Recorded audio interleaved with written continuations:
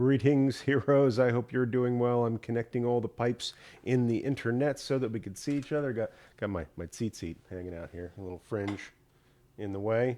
And going to fire up a few more screens just so we could do a little bit of learning together. But it is great to see everyone who is here. So got to open up that screen to see, who else is here. All right, let's do this. Oh, I'm waiting. I'm buffering. I'm waiting. So throw those shout outs in the chat. Love to see who's joining us today. We are going to be talking about Parashat Behukkotai, one of the more fun parshiot to say. So still, we got Kathy here is from Southern California. Karen, nice to see you from Philly. I'm coming in from Southern California myself as well. It is a beautiful day outside. I should be outside. Maybe we should take class outside one of these days. Remember how much fun that was in school? I don't know if this ever happened in your school where it was a nice spring, almost summer day, and the teacher said, let's have class outside today. Let's go to the playground. Let's go to the quad, and we'll have class outside. So one of these days, we'll have class outside when I know I have a good internet connection outside, or at least as good as it is here in my apartment. So nice to see everybody. Carla's here. Susan, nice to see you, Susan, from sunny and hot Florida. And Micah is here from Raleigh. Hey, Micah, nice to have you here from Raleigh. I think that's in North Carolina. That's not South Carolina. I think Raleigh is North Carolina. If I'm wrong, please correct me because then I get to learn things. And that's fun for me. So very happy to have people here. This is a live studio recording of the Jew Curious Show podcast. I've been doing this on a semi-daily basis, so had some family events and some sickness and things like that, but I really miss you guys, and I'm glad to be learning together again. If this is your first time watching one of these programs, if you're looking for, a 90-second tidbit of information, there's lots of that on YouTube. This is more of a longer conversation between me and my Jew Curious friends, of which I hope you will be one. So the best thing to do is to get on the chat, type in, hey, tell me where you're from. Nice to see a lot of familiar faces here. Trust me, only nice people hang out here. We've got a couple of jokers come in from time to time. I am quick on the ban hammer when it comes to people who are causing trouble. So you should know that too. If you're a joker and you want to cause trouble, not here. So, but always love to hear honest questions from friends, from strangers, and if you are a friend or a stranger and you have a question for us, or if you just want to say hi, we're glad to have you. We're going to have kind of a sit-down conversation about the Torah portion. It's only too bad that I can't hear voices, but I can read what people say and questions people ask in the chat. I will ask, if you have a question, please put a question mark on it. That's how I know to look for questions in the chat stream. CJ is here says, Olaf from Delaware. Find out if I got a Jewish life director.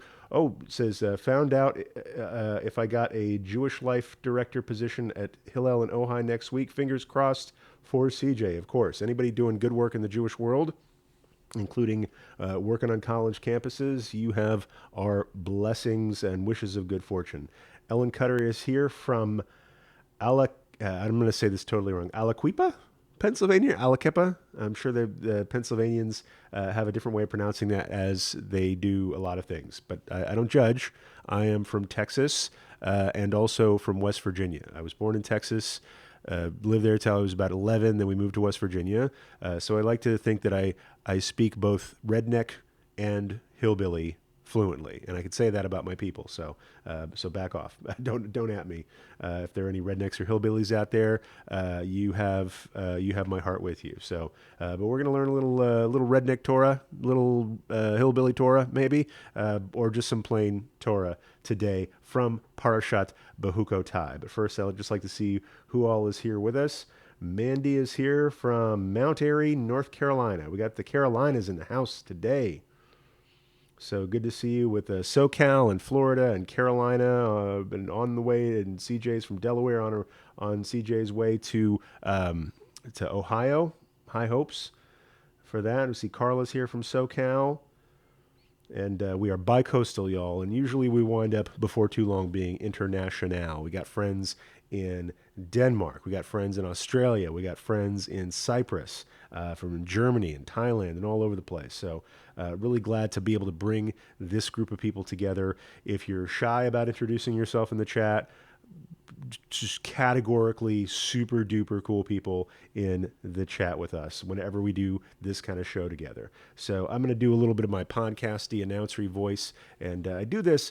I don't get all of these to the iTunes podcast. I get some of them to the iTunes podcast, but I'll say right now we have quite an archive of live videos that I can then hopefully over the summer take and put them out in the podcast as well. Maybe we'll make some new friends. Maybe we'll get some new people in the live studio audience. If we never do, that's cool because I'm grateful for the people who are here. So everybody's saying good luck to CJ for CJ's application to be to work at Hillel in Jewish Life. I'm a big fan of Jewish Life myself. It's probably not a big surprise, but just want to say that. Just want to say that to people. I'll say if at any point while we're talking today, you like what we're talking about, give us a like, give us a thumbs up. That's a little. If you look below, if you're watching this on YouTube on your desktop, there's a little silhouette of a thumbs up. Feel free to tap that silhouette and add your voice. If maybe works similarly on your phone. I'll also say it's a nice thing to do to subscribe to this channel for a couple of reasons. One, when you subscribe to the channel, you're more likely to see when things are happening here. We've had kind of an erratic schedule lately, but people who are subscribed, when you open up your YouTube, it's going to say, hey, they're subscribed to John's channel. Maybe they're interested in what's going on, and they'll show you videos from this channel in the past and what's coming up in the future.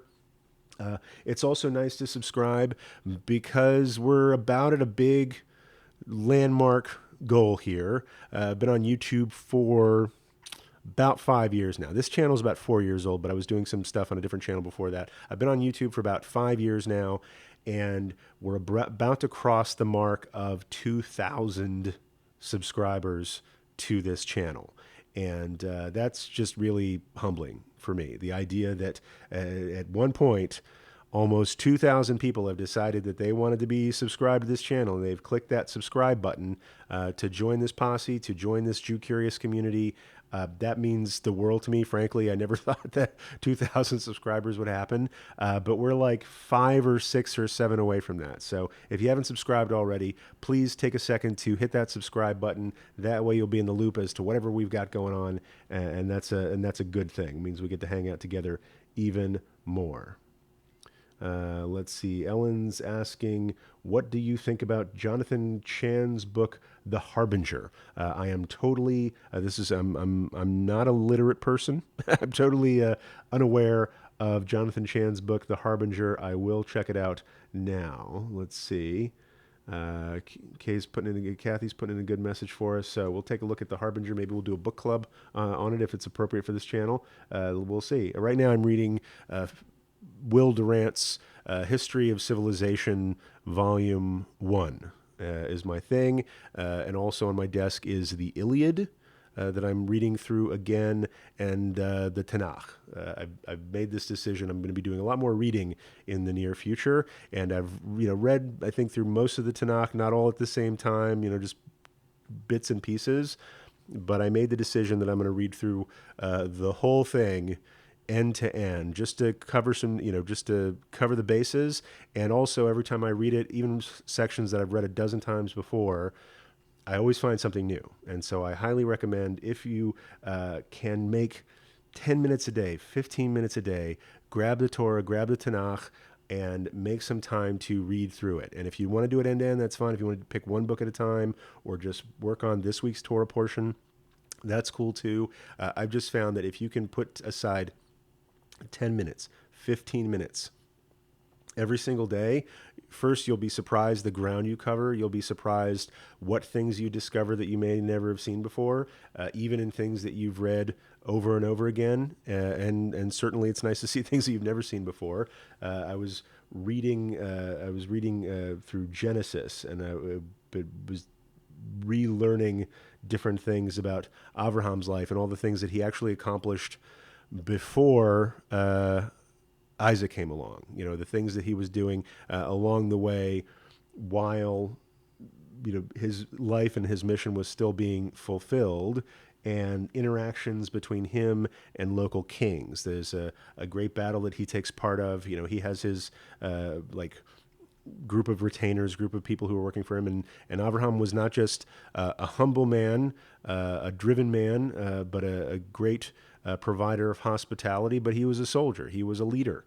He was a military leader as well as the one who teaches us about humility and about hospitality. And all of these different things can be embodied in one person. And it doesn't take Abraham to have all those great things about you. I think each person out there probably has a number of different things about them, number of different strengths, that if we got to know each other, we'd be surprised about the different talents that we have.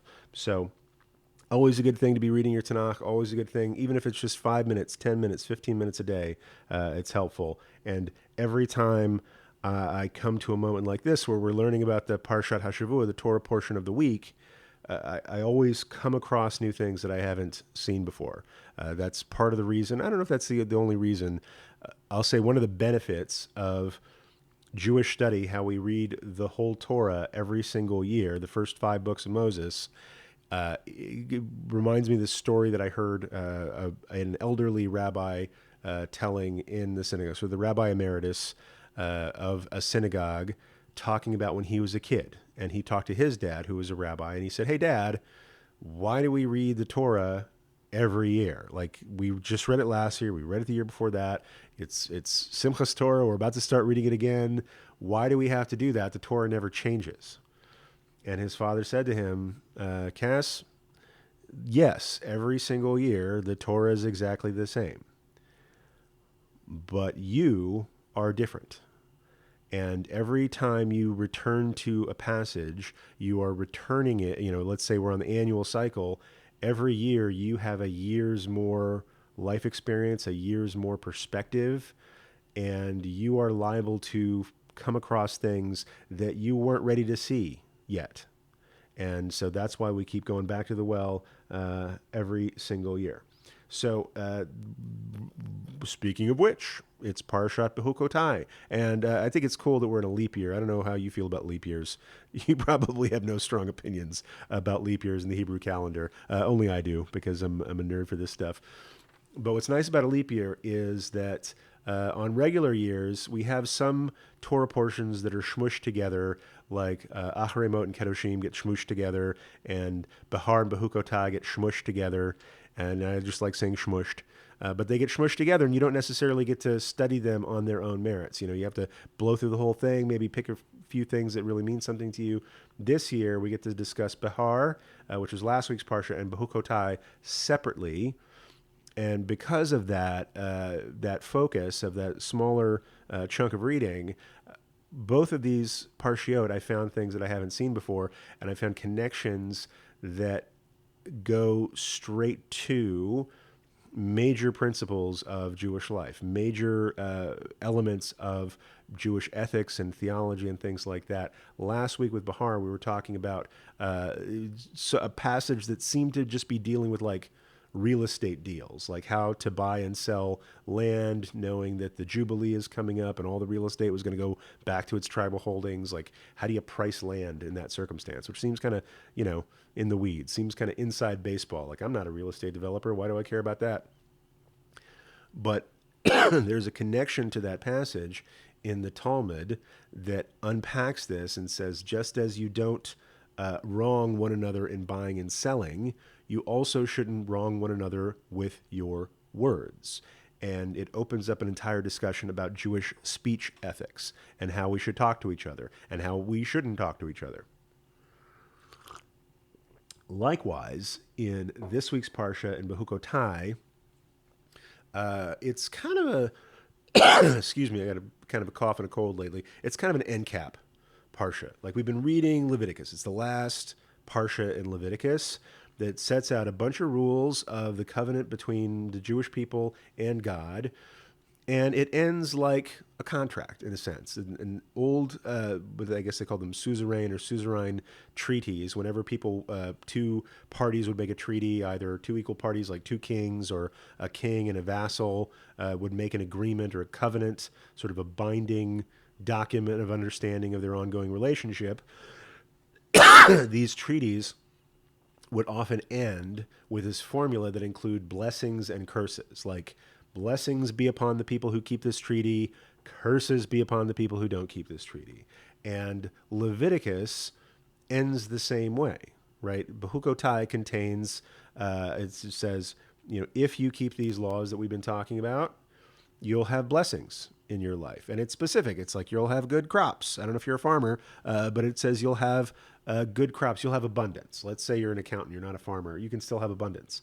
But it says if you keep these mitzvot, if you keep these commandments, you will have abundance in your life. Not only abundance, you will have peace, right? Which is sort of a necessary condition for abundance. It's hard to have abundance when life is uncertain because there's conflict, there's battle, things like that. But you'll have abundance and you'll have peace and you'll have longevity in the world. If you don't, it won't go so well. Your abundance will dry up. You will see war and conflict in your time, in your community. And some people think, well, is this magic? Like, okay, keep the rules and magically it rains more. Like, look, I didn't eat bacon and now it's raining, or something like that. Is this like theurgy? Are we controlling God? Does rain really come from keeping mitzvot? Perhaps not, but you can also see the connection between living a well-ordered, just life and having abundance. Maybe the crops don't grow differently, but because you are living a well-measured, just life, those crops last longer. They are distributed more fairly. More people get their bellies fed than if the same amount of crops grow and you're not living a life aspiring toward holiness. Right? So maybe it's not exactly about how much rain falls or how fertile the corn season is. Maybe it's just about you will have the outcome of abundance. Obeying God doesn't necessarily make people spontaneously drop their swords, but maybe if we live according to just principles, if we don't turn away from our neighbor who's suffering, right? If we don't insult the deaf or put a stumbling block in front of the blind or stand idly by the blood of our neighbor, as it talks about in Vayikra and Leviticus 19, if we don't live by these rules, that some of them may seem kind of arbitrary, but if we stick to these principles, we are less prone to violence. We are less prone to taking offense that might get us into some battles we don't need to be in. There's a whole section on not carrying grudges, right? How much more peaceful would the world be if we were able to set aside grudges, which is another teaching of Leviticus. And if you don't set aside your grudges, of course there will be war, right? If you don't look after each other, of course there will be hunger. And so we have these blessings and curses that are formulated like sort of the ancient boilerplate for treaties and contracts, but they come to teach us if we do keep our word, we have a better life, right? If we give each other the benefit of the doubt, we have a better life. And there's a specific line in here where in the curses, it gets kind of detailed, right? Saying, okay, if you don't follow these things, you will have hunger, you will have strife, you will have war, you will be exiled. If you don't follow the rules that are laid down for when you dwell in the land, you don't get to keep that land, right? And the prophets talk all about this. Like, if we don't get back to God, we're going to be in exile. And so it gets really specific. It says you're going to be in exile. People are going to be put to the sword. There's going to be violence. There's going to be people killed. There's going to be people driven out of their homes. And then this one last detail that it speaks to. I'm just pulling up my own text sheet here. I'm going to figure out how to do this on YouTube. Share the text sheets that I'm looking at. But it says, as for this is if you're following your program at home, I'm in Leviticus chapter 26. Verse 36. It says, as for those of you who still survive, right? We've talked about no crops. We talked about war. We've talked about exile. For everybody who's left, God says, I will cast a faintness into their hearts in the land of their enemies. Meaning you've been exiled. That's bad enough. Exile sucks, right? You can't read the signs because they're in a different language. You're spat upon as somebody who's a foreigner, a conquered foreigner in a foreign land. And while you're dwelling amongst your enemies, the people who put you in exile, God says, will further cast a faintness into your hearts. The sound of a driven leaf shall put you to flight. Meaning, you don't just have the bad situation of exile, you're plagued with anxiety such that like everything scares you, everything sets you off. If you've been in a situation that's unfamiliar, your senses are sharpened for danger, right? If you're walking down a dark alley in a city that you don't know, every little noise makes you afraid whether there's somebody there to hurt you or not, right? So as the sound of a driven leaf shall put them to flight, fleeing as though from the sword, they shall fall, though none pursues. Like just a gum wrapper rattling down the street in the wind will make you run like you're being chased by a mugger or something, and you'll stumble and you'll fall. With no one pursuing, they shall stumble over one another as before the sword. Like, even though you're not being harmed further, you're still going to act like you're being harmed. People are going to be running around in all sorts of directions like chickens with their heads cut off. I've never actually seen this happen before. I do come from the country, but I've never seen a chicken running around like that, God forbid. But it's the saying. I'm sorry for my foreign viewers who may not be familiar with this saying. Apparently, when you cut a chicken's head off, it runs around for a while, somewhat aimlessly. But this is saying you're going to be not just in exile, but so frightened, so anxious that you're going to be falling all over one another. With no one pursuing, they shall stumble one another over one another as before the sword. You shall not be able to stand your ground before your enemies. And there's an interesting commentary on this passage in the Talmud in a couple of places. I think it refers to it in, just want to give you the right references. It talks about it in the Babylonian Talmud, Masechet Shavuot, page 39, side A, and also, where was the other reference? Sanhedrin. I don't memorize this stuff. I like to write this stuff down. I got enough stuff keeping in there. Sanhedrin 27b talks about it as well. And they're like, what does it mean for people to be stumbling over one another? And the rabbis of the Talmudic times, they're looking at this in terms of sin and error and mistakes that people make that push them even farther from the path, right? You're already, because of forsaking the mitzvot, you're already in harm's way. You're already in exile. And once you're far from that path, things happen and you just get farther away, right? It's one thing to say you're going to jump at every noise. It's another thing to say, and when everybody's doing that, you're going to bump into each other and it's going to be worse. So what makes it worse? It's one thing when one person's like off the path and having a hard time getting back, but when you're bumping into other people on the same circumstance, it's even harder. It becomes this crowd, it becomes this mob, it becomes this frantic thing. And they're saying that what this represents, stumbling into one another, is when other people are in error, when other people are aimless. It's hard not to lose your way as well, right? So you are, they say you are kind of the company that you keep. And when everybody is off the direction, it's hard to get back to your direction.